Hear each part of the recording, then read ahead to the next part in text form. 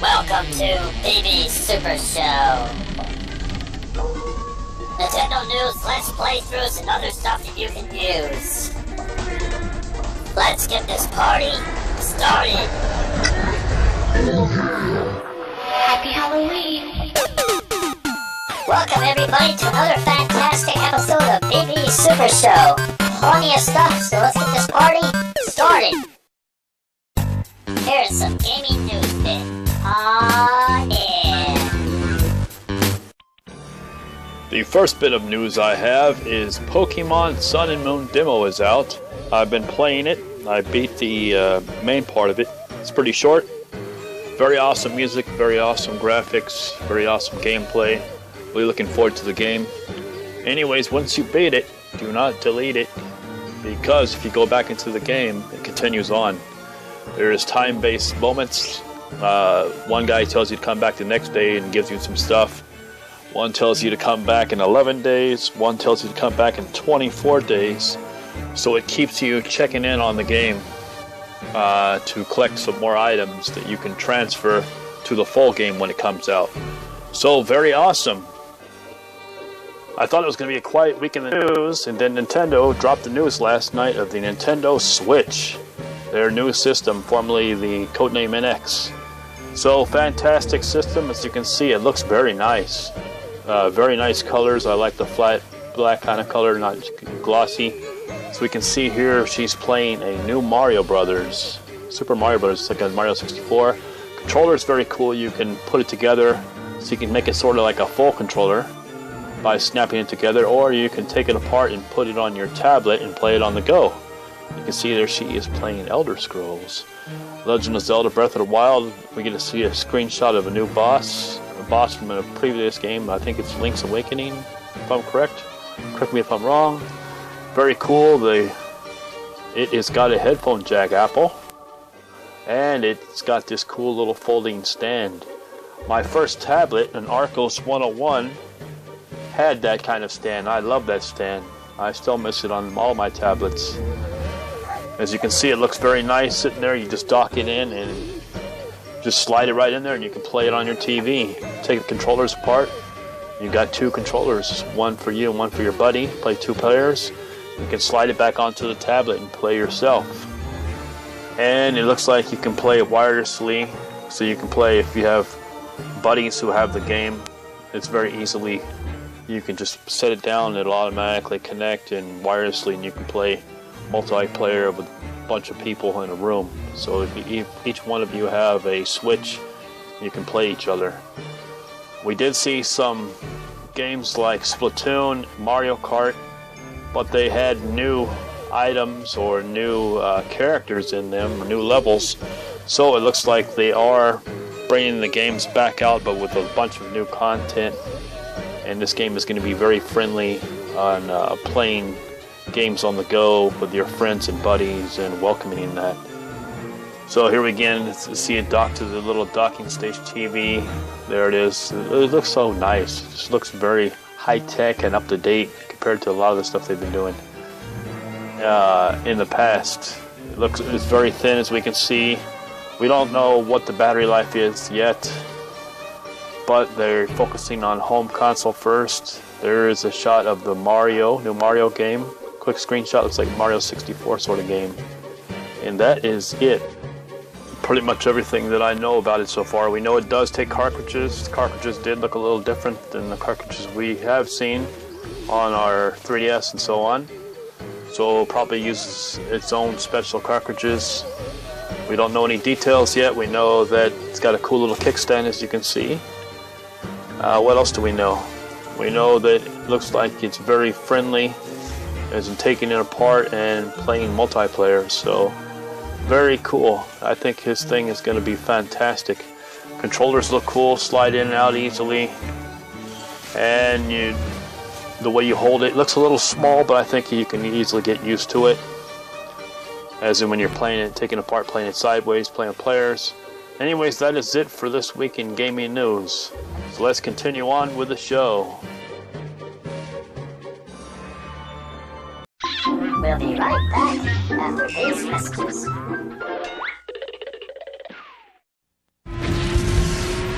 It's here, the revolutionary Neo Geo Pocket Color. With 16-bit power, linked to the Sega Dreamcast. Revolving joystick. 146 color display. 6 cool styles. The graphics will blow you away. Neo Geo Pocket, way ahead of the game.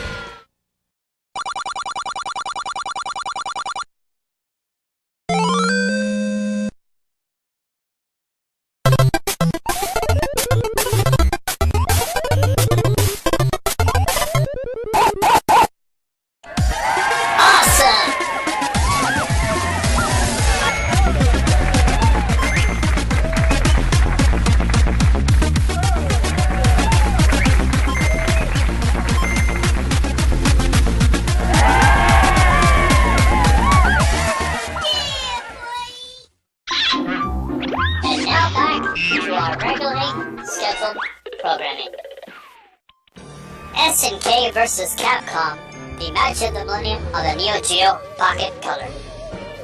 The Neo Geo Pocket Color released in 1999 at a price about $70, I believe.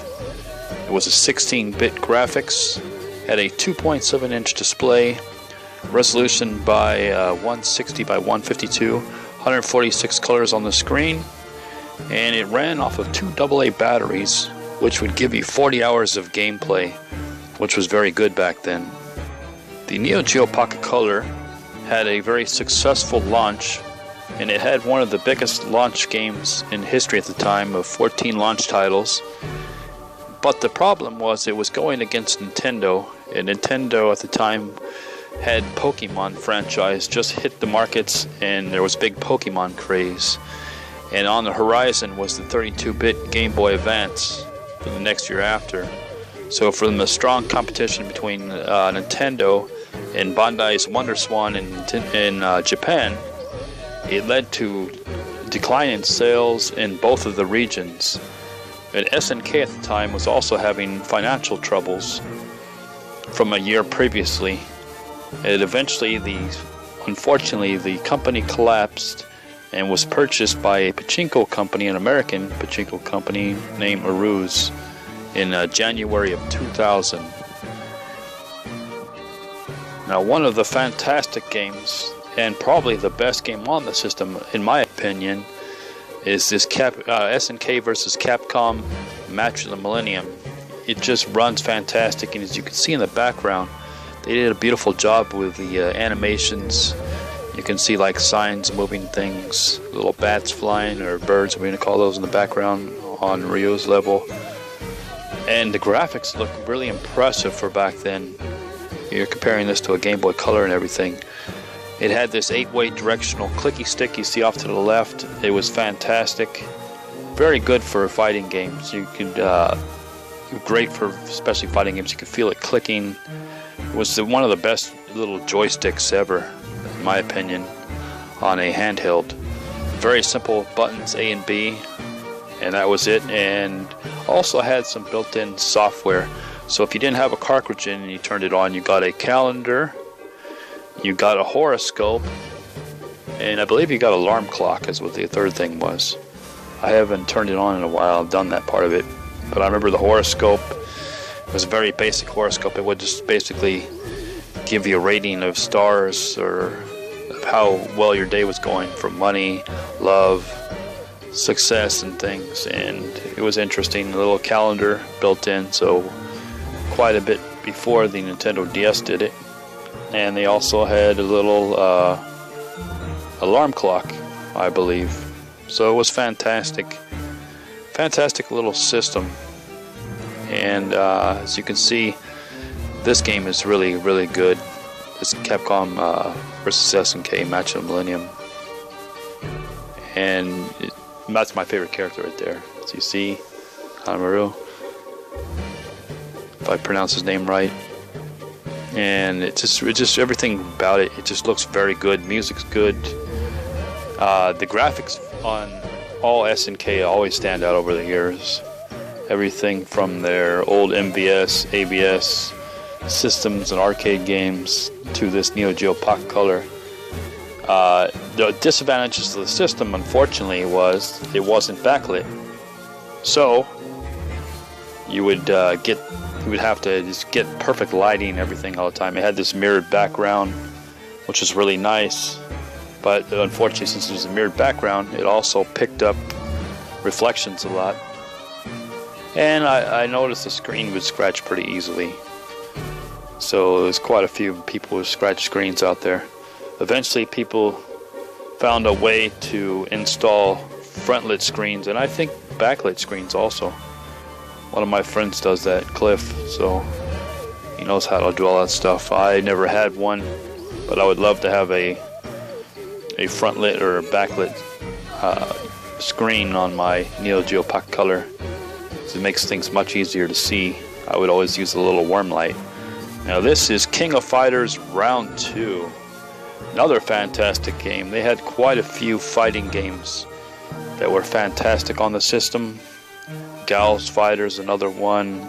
Last Blade. They have quite a few of these games. I only covered 2 of them. I'll cover more in the future. But as you see, the graphics, of course, stand out again. And music, everything. It's a really fantastic system. Problem with the little control stick, the clicking stick, it's perfect for fighting games, but not so great for platformers. Not as great, at least. Still not terrible. Sonic the Hedgehog came to it. And the problem with this also, the system, was they didn't get, SNK didn't get tons of third-party support. They just got very little, so I think there was a total of 83 games officially released. And this, between the no third-party support, them having financial troubles, and them going against the big Nintendo, and also the WonderSwan in Japan, it just took a chunk out of their business, and they were already having financial troubles, so they just couldn't hold it any longer, and eventually pulled out of the market. So this lasted in Japan on the market for 2 years.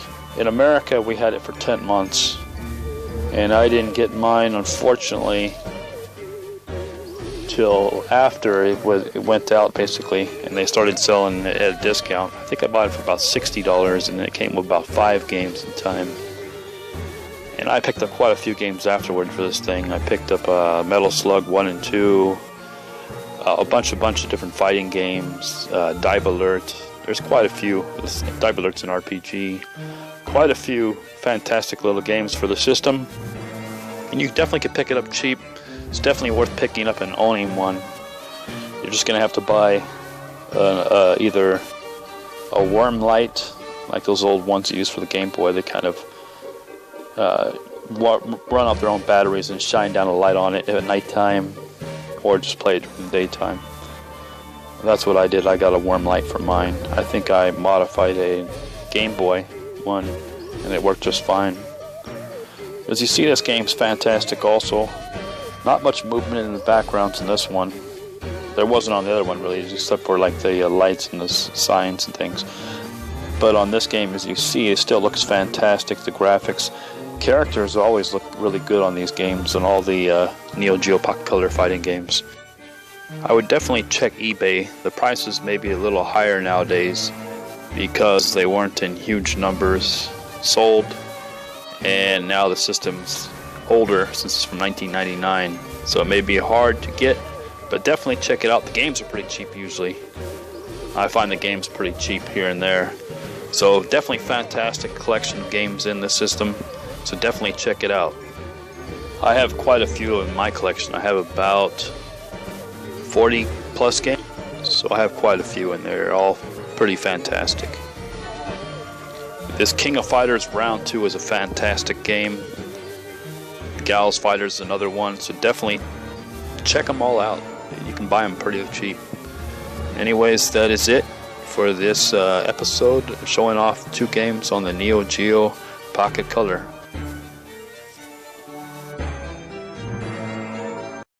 We'll be right back after these messages.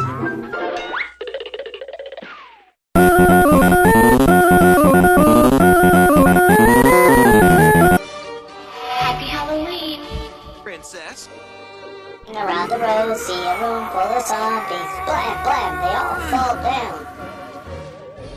Subway, eat fresh. And now back to our regularly scheduled programming. A few games you should play this Halloween.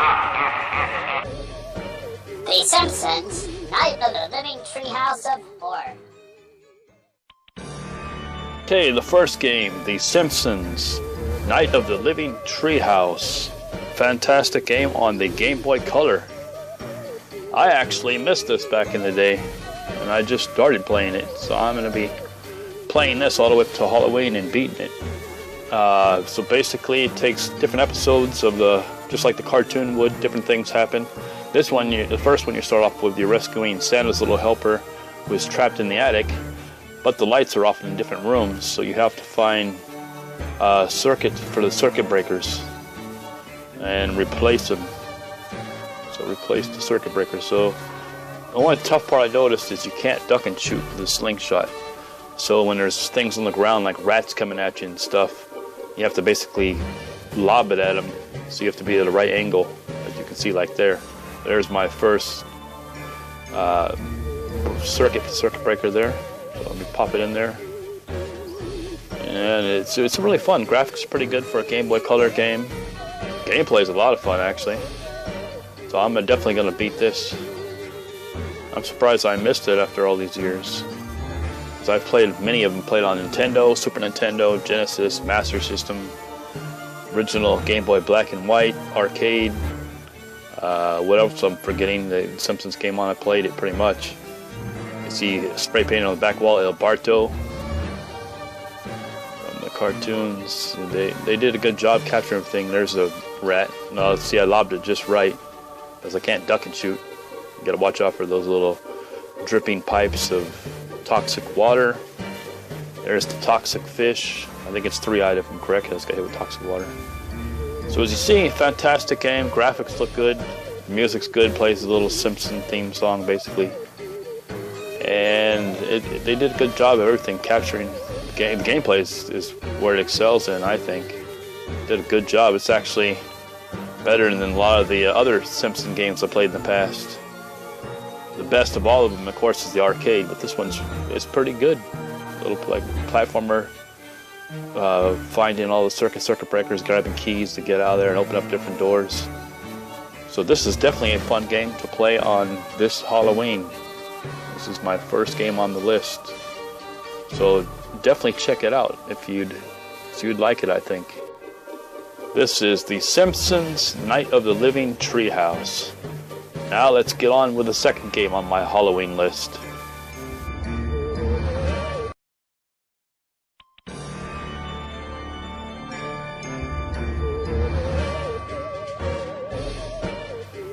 Doom 2 on the Game Boy Advance. Doom 2 is a fantastic game on the Game Boy Advance.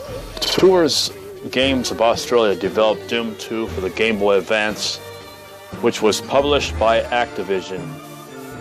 The game does not use the original engine for the original Doom, but runs a custom engine called Southpaw, and a bunch of other shooters on the Game Boy Advance use the same engine, so it was built off of that. All maps and monsters are present, including the Wolfenstein secret maps and the Wolfenstein SS enemy. The demons were given an original death sound, the original status bar was used, and the shotgun animation was changed, some bullets was changed, the way it fires. They had to change some things, but it runs a lot better off of this custom, we call it engine for the Game Boy Advance, which is called the Southpaw. As you can see, the graphics took a boost up from the original one, if you played the original. Quite a few new custom maps, a lot of fun, sound effects is good, runs really good, and it's pretty challenging, especially if you put it on a mode like I did, where I'm asking for death. But Doom is a fun game. Doom 2 is a fun game to play on Halloween. Nothing's better than fighting demons with the trusty shotguns, a handgun, grenades, whatever else. They have miniguns. So a lot of fun. I remember playing tons of this game on the PlayStation 1 with buddies. And then when it came to the Game Boy Advance, I got the first one and then eventually got the second. A lot of fun. Also Wolfenstein's on there. So all those games are really fun for those full-timers like me who played it on PC. But as you can see, it looks great. Runs smooth. Can't hear the sounds, but the sounds are great and very challenging. It takes a little bit getting used to the way you move around. I haven't found all the secrets. I missed out again. I haven't found them all on this level. I have to search every little crevice and every wall, push on it, and hopefully something opens up. As you can see, when you put it on this mode, this challenging, you get all kinds of demons with shotguns and they do some damage. Let me see here, blast him. See, it takes a little getting used to shooting them, aiming at them. But yeah, I'm getting used to it. Just like getting back on riding a bike. Grab some potions here. And it actually looks a lot better than what you guys are seeing. It's blown up and the resolution's off, but if you're looking at the screen of on the Game Boy Advance, it looks pretty good on the smaller screen. Okay, and you see, they don't open up the door like Wolfenstein does. So I gotta blast to open up the door and then blast them.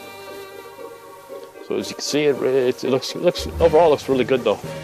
I'm glad he's behind bars. I'll shoot through the bars. I ain't opening that up. Not that power dude. There's flak vest on. Okay, I can use a shotgun. We open up this, grab a little shotgun action. Better flip a switch. There we go. And as you can see how it blasts a little different. The shotgun compared to the first one. The first one shot more like a fan effect, I believe. I haven't played it in a while, but I believe it shot like a fan effect. It really shoots more like an up and down. I haven't found the minigun, unfortunately, to show it off. He was blasting me, I didn't even see him. Get some health back. As you can see, it looks good overall, and it's a great game for Halloween. Actually, some of these grainy games, even though they don't look great, they're actually more scary that way, I think. Okay, that is it for Doom 2 on the Game Boy Advance. Let's get on with the third and final game on my list for games for Halloween. We'll be right back after these messages.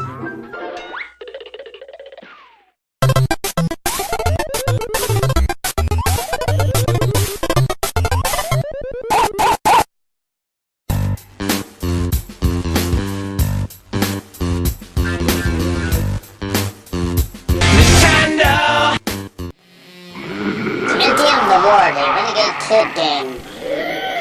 This is Doom 3 Silent Hill. Be afraid, be very afraid. Be advised, the sound effects in the game that you hear are not in the actual game. I added them so the video would not be flagged. The actual sound effects in the game are much better than what I've added, and they fit the atmosphere and add to the horror a lot better. So I figured I would just give you a heads up. Now on to the game.